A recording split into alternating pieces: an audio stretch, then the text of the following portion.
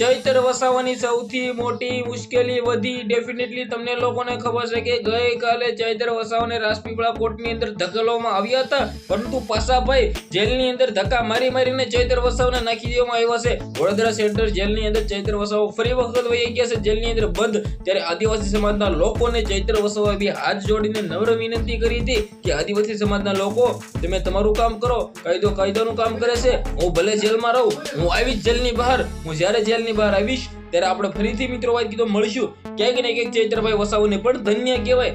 ખાસ કરીને શું મળતી માહિતી મુજબ જાણકારી દેખાડવા જઈ રહ્યો છું। આગળ તમને શું મને મળી રહી છે, સૌથી પહેલા તો ભાઈઓ ચેનલમાં પહેલી વાર આવી તો વિડિયો શેર કરીને સબસ્ક્રાઇબ અવશ્ય કરવાનું ભૂલતા નહીં, જેથી ચૈતર વસાવાના તમામ અપડેટો બિલકુલ તમારા સમક્ષ લાવી શકું, તમે બધા લોકો કંઈક ને કંઈક મિસ ના કરી શકો। તમને લોકોને ખબર છે કે ભાઈ ગુજરાતની અંદર એક જ ચાલે છે ચૈતર વસાવા।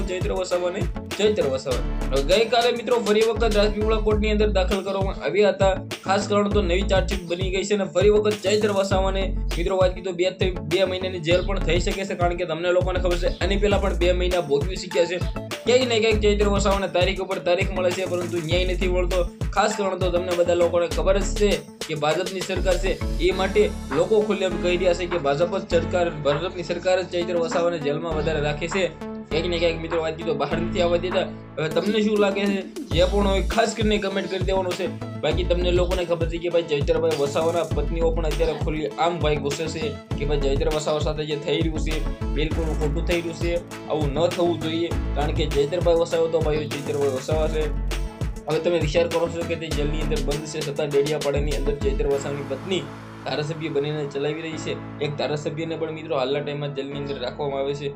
તો ગુજરાતની અંદર કેવી સરકાર કહેવાય। ખાસ કરીને વિડીયો બને એટલો શેર કરી સબસ્ક્રાઇબ અવશ્ય કરવાનું ભૂલતા નહીં। આજના વિડીયોમાંથી આટલી જ માહિતી, આપણે એક નવા ઇન્ટરેસ્ટિંગ વિડીયો સાથે મળીએ, ત્યાં સુધી બધા લોકોને દિલથી ધન્યવાદ। જય હિન્દ, જય ભારત।